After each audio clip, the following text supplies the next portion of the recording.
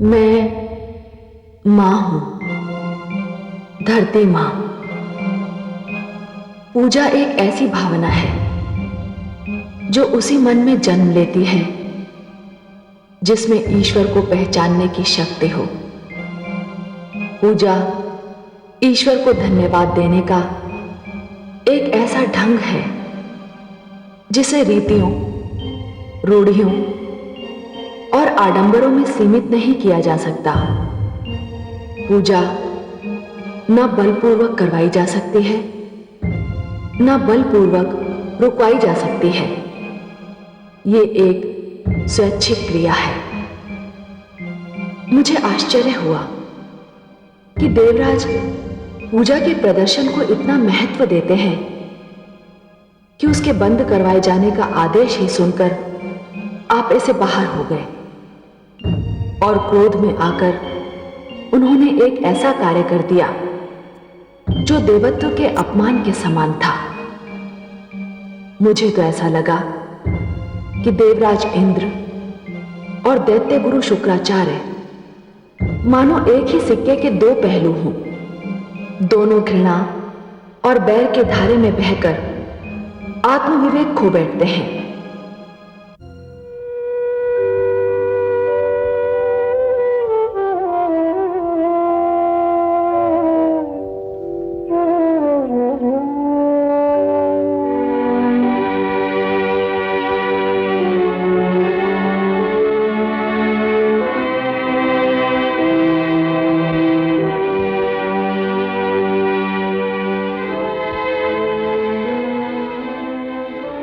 महादेवी, मैं जानता हूं कि आपका हृदय बहुत कोमल है।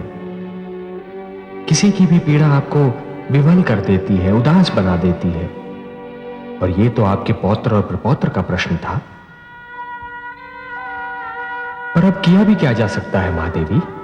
विरोचन और बलि के साथ जो कुछ हुआ केवल उसी का दुख होता तो संभवतः सहन भी हो जाता। पर यह दुख असहनीय है कि उनके साथ ये व्यवहार देवताओं ने किया।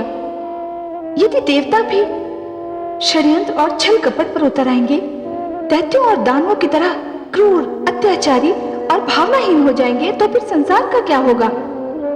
देवराज केवल इसलिए पौत्र विरोचन से रुष्ट हुए कि उन्हें अपनी पूजा बंद हो जाने का भय था। ये तो कोई बात नहीं हुई। कल हर वो व्यक्ति जो समाज का थोड़ा भी भला करेगा वो अपनी पूजा कराने की मांग करेगा। फिर पूजा श्रद्धा की भावना से नहीं होगी, वो एक कर का रूप धारण कर लेगी। पूजा पूजा नहीं रहेगी, व्यवसाय और व्यापार बन जाएगी। आप सत्य कह रही हैं महादेवी। मैं तो दुखी भी हूं और क्रोधित भी, और इसीलिए मैंने देवताओं से अपना संबंध विच्छेद कर लिया है।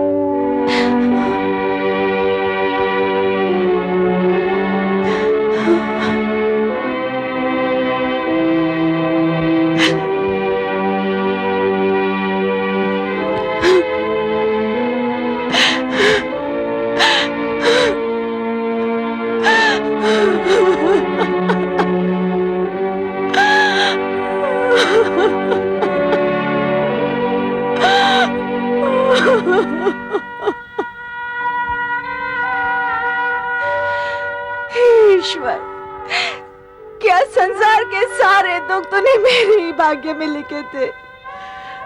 इतना दुख मैं कैसे सहन करूं, कैसे? ये दिन दिखाने से पहले ही तूने मुझे क्यों नहीं उठा लिया? क्यों नहीं उठा लिया?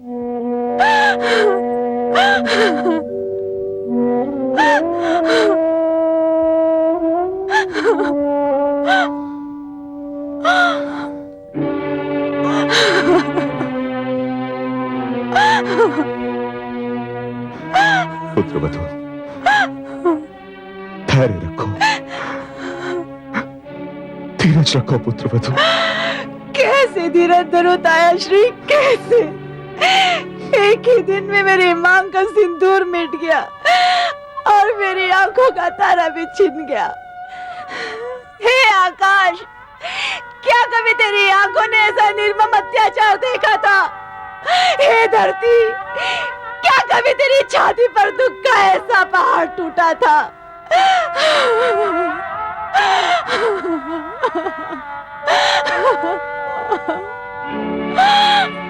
बस करो पुत्री, बस करो। तुम्हारे इस तरह सर पटकने से तुम्हारे पति और पुत्र लौट कर वापस तो नहीं आएंगे। तो फिर मुझे भी उन्हीं के पास भेज दीजिए। हे पिताश्री, यदि अपनी पुत्री के लिए आपके हृदय में तनिक भी प्रेम है तो मुझे उनके पास भेज दीजिए, उनके पास भेज दीजिए। मैं अपने पति की चिता पर जलकर तो ना मर सकी, मुझे अपने पुत्र के साथ जलकर मर जाने दीजिए, मर जाने दीजिए मुझे।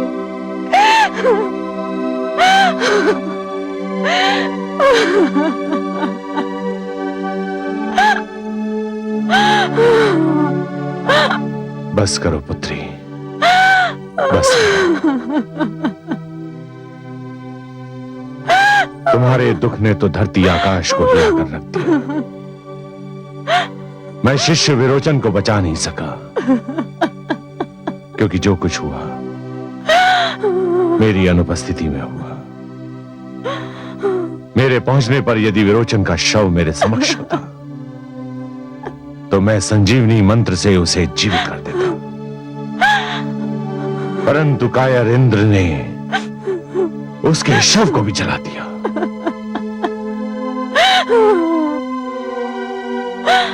सौभाग्यवश बलि का शव मेरे समक्ष है। यज्ञ कुंड प्रज्वलित किया जाए।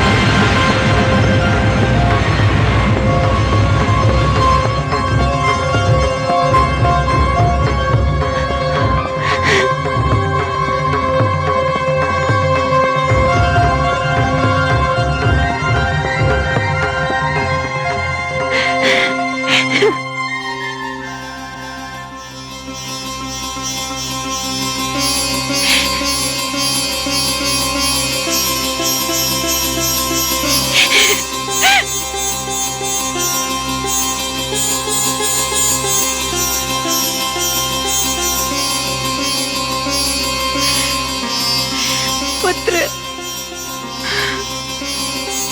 पुत्र।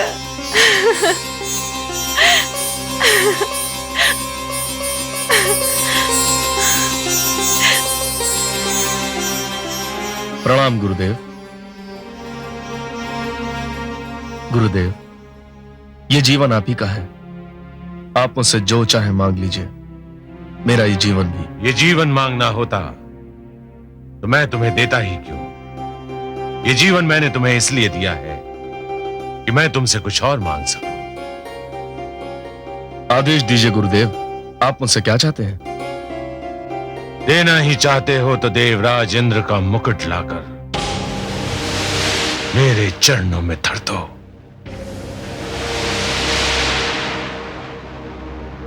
जो आज्ञा गुरुदेव। रुक जाओ।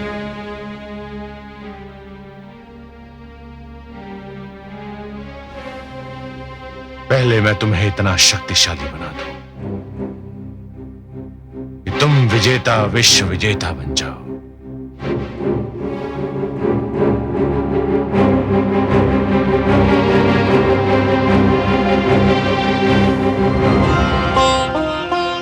देखा आपने महादेवी, देखा विवेक और संयम से कार्य ना लेने का परिणाम। न जाने देवराज को क्या हो गया है।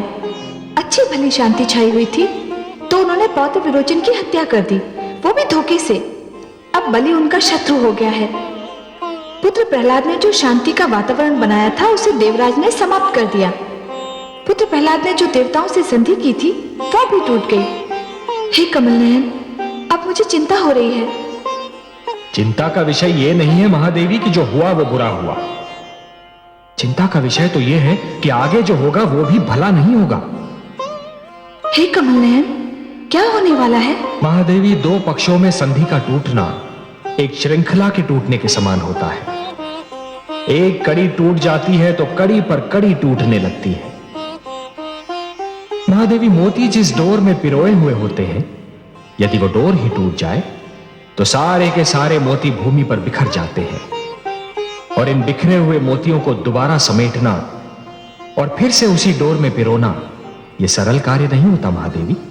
जानती हूँ कमल नयन, बसी बसाई नगरी को उजाड़ना सरल कार्य होता है, उसी नगरी को फिर से बसाना बहुत कठिन होता है। वर्ष और पीढ़ियां बीत जाती हैं उसे बसाने में। सत्य कहा महादेवी। समझौते का तोड़ना सदैव शत्रुता को जन्म देता है, और शत्रुता एक ऐसा विषैला पौधा है जिस पर केवल द्वेष के पुष्प और संदेह के कांटे ही उगते हैं। और ये द्वेष और संदेह कई पीढ़ियों तक अपना रंग दिखाते रहते हैं। हे महादेवी, हिरण्यकशिपु ने जो शत्रुता का विषैला वृक्ष बोया था उसे मेरे भक्त प्रहलाद ने जड़ से उखाड़कर फेंक दिया था। पर अब मुझे यह भय है महादेवी कि प्रहलाद की तीसरी पीढ़ी में यह विषैला पौधा कहीं फिर से अपना सिर न उठा ले। परंतु हे कमल नयन, इसमें मेरे प्रपौत्र बलि का कोई दोष नहीं। यदि कुछ हुआ तो उसका उत्तरदायी मैं देवराज को ही मानूंगी। मुझे भी बलि से सहानुभूति है महादेवी।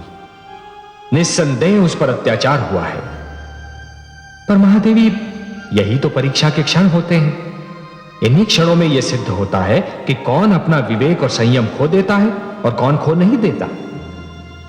देवराज इंद्र ने अपना विवेक खोया, अपना संयम खोया, तो उनके हाथों से एक घोर अपराध हो गया। अब देखना यह है कि बलि अपने विवेक और संयम पर नियंत्रण कर सकता है या नहीं। पांव तले रौंदी जाए तो चींटी भी काट लेती है। बलि के साथ देवराज ने जो व्यवहार किया उसे देखते हुए मुझे बलि का क्रोध सर्वथा उचित लग रहा है। मैं आपकी बात समझ रहा हूं महादेवी, पर यह जान लीजिए कि सृष्टि की हर वस्तु किसी न किसी सीमा में बंधी हुई है। इच्छा हो, ईर्ष्या हो, क्रोध हो, कोई भी भावना हो, उसकी अपनी सीमा होती है। और जब वो भावना अपनी ही सीमा को लांघकर परे चली जाती है तो स्वयं अपने लिए ही हानिकारक सिद्ध हो जाती है। बलि इस समय अपने जीवन पथ के कठिन मोड़ पर खड़ा है।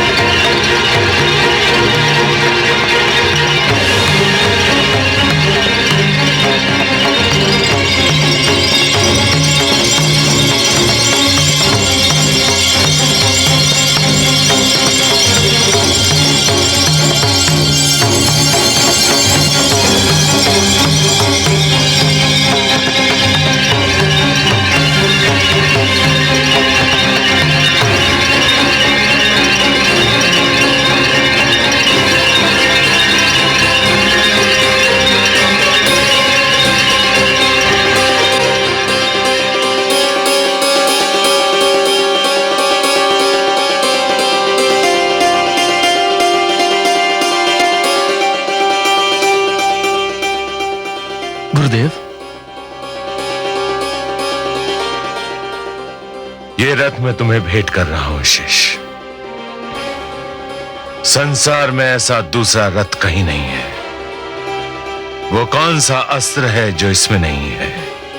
वो कौन सा शस्त्र है जो इसमें नहीं है? ये विजयी रथ है। न कोई इसकी राह रोक सकता है, न कोई इसे हानि पहुंचा सकता है। ये विश्व विजयी रथ है,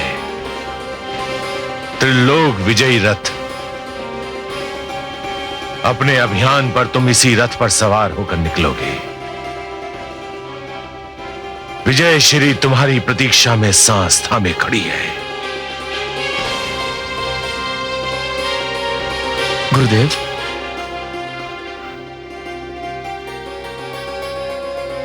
विश्व विजयी भव शिष्य, विश्व विजयी भव।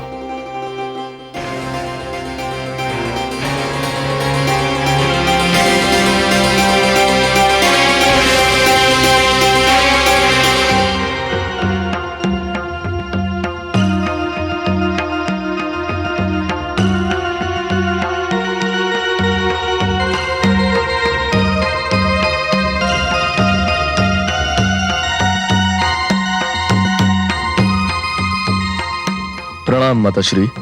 आयुष्यमान भव पुत्र। ओम सर्वमंगल मांगल्ये शिवे सर्वार्थ साधिके शरण्ये त्र्यंबके गौरी नारायणे नमस्ते। आयुष्मान भव। तुम्हारे सिर पर राजमुकुट रखने का शुभ कार्य तुम्हारे पिता सम्राट विरोचन को करना था, परंतु मुझे खेद है ऐसा नहीं हो सका। किंतु गुरु भी पिता के समान होता है। मैं दैत्यों का कुल गुरु हूं। मैंने दैत्यों की कई पीढ़ियों को शिक्षा दीक्षा दी है। इस दृष्टि से मैं दैत्यों का पितामह हूं। और आज इस राजमुकुट को पहनाने का शुभ कार्य मैं स्वयं करूंगा।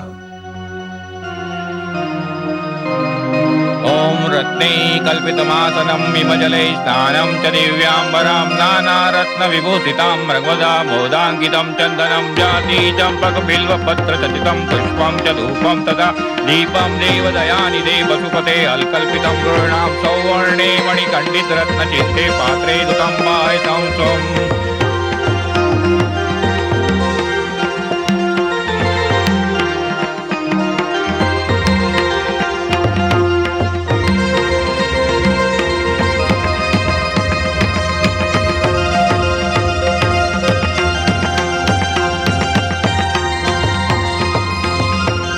परंपरा है कि सिंहासनारूढ़ होते ही सम्राट कोई वक्तव्य देता है जो उसकी नीति की घोषणा के समान होता है। तुम भी अपनी नीति की घोषणा करो शिष्य। घोषणा नहीं गुरुदेव, महाराज प्रहलाद के सिंहासन पर बैठकर महाराज विरोचन का मुकुट सिर पर धारण करके मैं घोषणा नहीं गर्जना करता हूं। मैं विरोचन पुत्र बलि देवताओं के विरुद्ध निरंतर युद्ध की घोषणा करता हूं। यह मेरी प्रथम और अंतिम नीति होगी। यह युद्ध आज से, अभी से, इसी क्षण से आरंभ किया जाए। आप सब युद्ध की तैयारियां कीजिए। महाराज बलि की जय, महाराज बलि की जय, महाराज बलि की जय, महाराज बलि की जय, महाराज बलि की जय, महाराज बलि की जय, महाराज बलि की जय।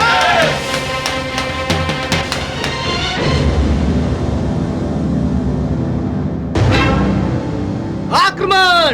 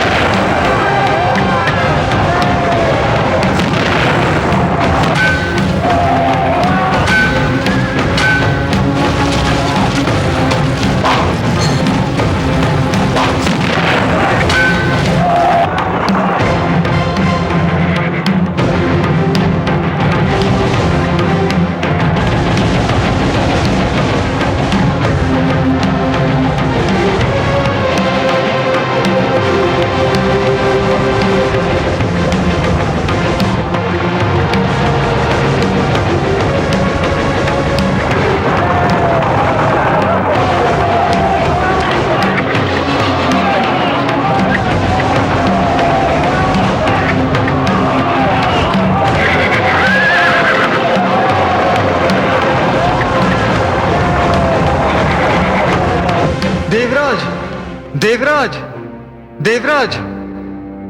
आओ मलय केतु। देवसेना हार रही है, यही समाचार लाए हो ना? जी हाँ देवराज। और बलि हमारी ओर बढ़ रहा है। वह हमारी सभा में आ रहा है। क्यों? जी हाँ देवराज, ये घटना किसी भी क्षण घट सकती है। बलि यहाँ आना ही चाहता है। आने दो उसे। एक बार पहले भी तो आया था यहां। क्या हुआ था? मारा गया था ना? किंतु देवराज। कुछ नहीं, फिर मारा जाएगा। और इस बार मैं उसे मारते जलाकर राख भी कर दूंगा। दैत्य गुरु शुक्राचार्य को उसे पुनर्जीवन प्रदान करने का अवसर ही नहीं दूंगा मैं।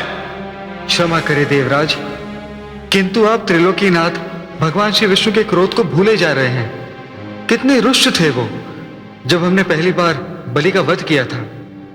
तब बात और थी। तब वो एक ऐसे पुत्र के रूप में आया था जिसके पिता का वध हुआ था। परंतु आज तो आक्रमणकारी है, और आक्रमणकारी किसी भी प्रकार की दया का अधिकारी नहीं होता। उसे आने तो दो। मैं आ गया हूं देवराजेंद्र, तुम्हारी मृत्यु का संदेश बनकर।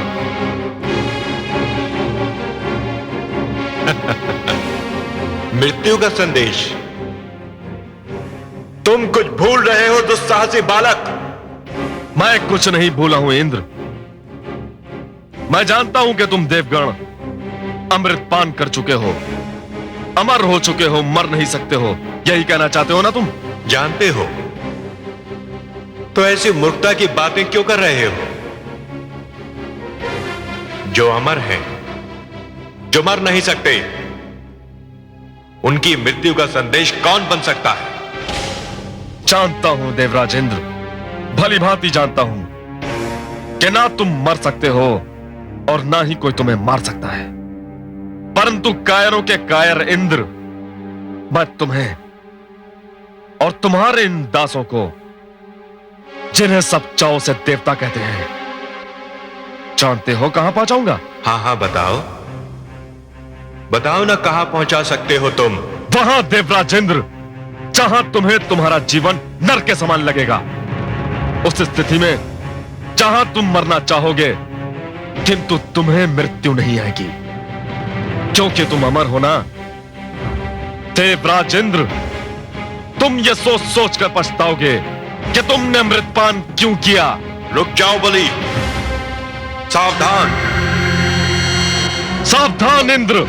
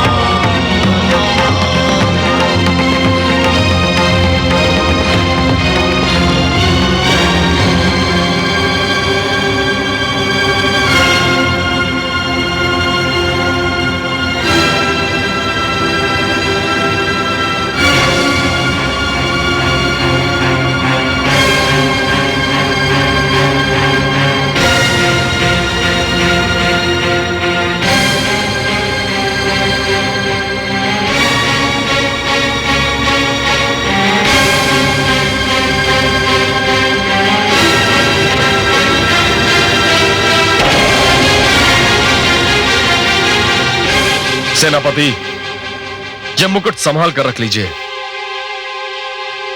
और समस्त देवताओं के मुकुट भी बटोर लिए जाएं। जो आज्ञा सम्राट।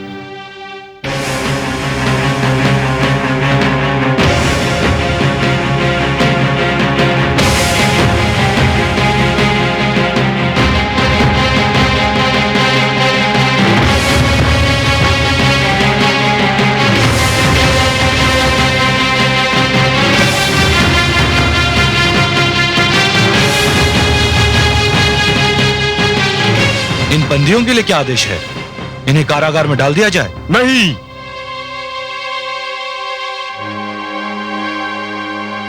यह दंड इनके लिए बहुत साधारण होगा और वैसे भी ये दंड पहले भोग चुके हैं और अभ्यस्त हो चुके हैं। तो फिर इनके लिए क्या आदेश है?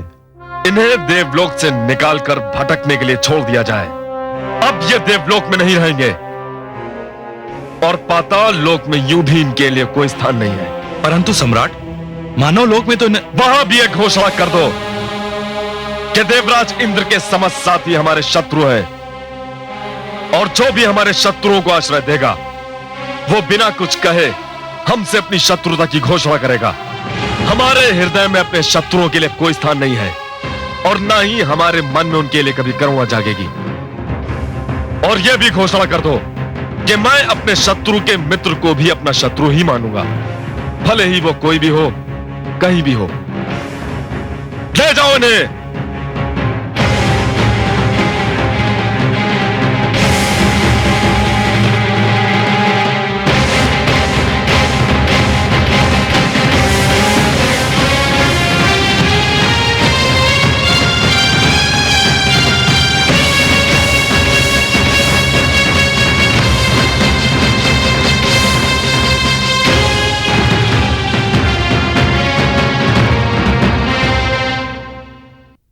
गुरुदेव, गुरुदेव, गुरुदेव, गुरुदेव,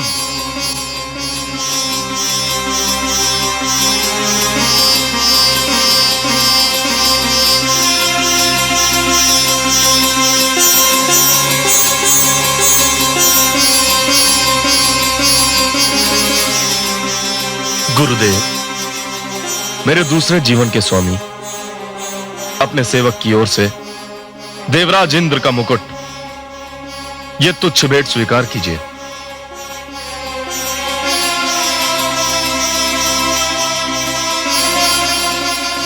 धन्य हो शिष्य, तुम धन्य हो।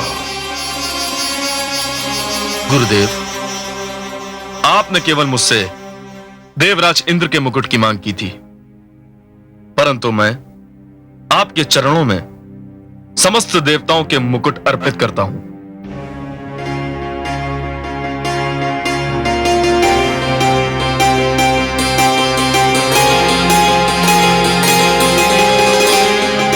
आयुष्मान भव, यशस्वी भव। तुमने मेरी हार्दिक इच्छा पूरी कर दी। गुरुदेव, यदि आपकी कोई और इच्छा हो तो कृपा करके व्यक्त कीजिए। आपका यह शिष्य उसे पूर्ण करना अपना सौभाग्य समझेगा। देवताओं का क्या किया तुमने? गुरुदेव, मैंने देवताओं को शून्य में भटकने के लिए छोड़ दिया है। अब उनके सिरों पर किसी भी छत की छांव नहीं रहेगी। देवलोक सदा सदा के लिए उनसे छीना जा चुका है। बस इसी स्थान पर मेरे मस्तिष्क में शंका सिर उठाने लगती है। अर्थात गुरुदेव? देवलोक तो उनसे पहले भी छीना जा चुका है। तुम्हारे पितामह हिरण्यकश्यपु ने इंद्रासन प्राप्त कर लिया था, इंद्रलोक पर अपना आधिपत्य जमा लिया था, परंतु तुम्हारे दादा श्री प्रहलाद ने उसे देवताओं को लौटा दिया था। कहीं ऐसा ना हो कि तुम या तुम्हारी अगली पीढ़ी एक बार देवलोक देवताओं को वापस लौटा दे। गुरुदेव, जहां तक मेरा प्रश्न है, मैं ये प्रण करता हूं और आपको ये वचन देता हूं कि मैं देवलोक कदापि देवताओं को नहीं लौटाऊंगा। और रही बात मेरी पीढ़ी की, तो मैं ये घोषणा करता हूं कि देवलोक देवताओं को लौटाना है या नहीं, यह अधिकार केवल आपका रहेगा। देवराज सहित समस्त देवताओं के मुकुट दैत्य गुरु शुक्राचार्य के चरणों में देखकर आपको अवश्य दुख हो रहा होगा। है भी दुख की बात। महादेवी, मुकुट तो केवल वैभव के प्रतीक होते हैं, उनका इससे अधिक कोई महत्व नहीं होता। सत्य पूछिए तो देवताओं के मुकुट उतरते हुए देखकर दुख कम हुआ। दुख अधिक इस बात का है कि केवल एक भूल के कारण देवराज इंद्र और समस्त देवताओं के सिर झुक गए। हे महादेवी, जिस प्रकार चरित्र की हानि धन की हानि से अधिक बड़ी दुर्घटना होती है, उसी प्रकार देवत्व का अपमान देवताओं के अपमान से अधिक बड़ी दुर्घटना है। देवराज इंद्र ने जो कुछ किया, उससे समस्त संसार की दृष्टि में देवत्व का मान घट सकता है, और मुझे दुख इस बात का है। सबको अपने कर्मों का फल तो भोगना ही पड़ता है, यही विधि का विधान है।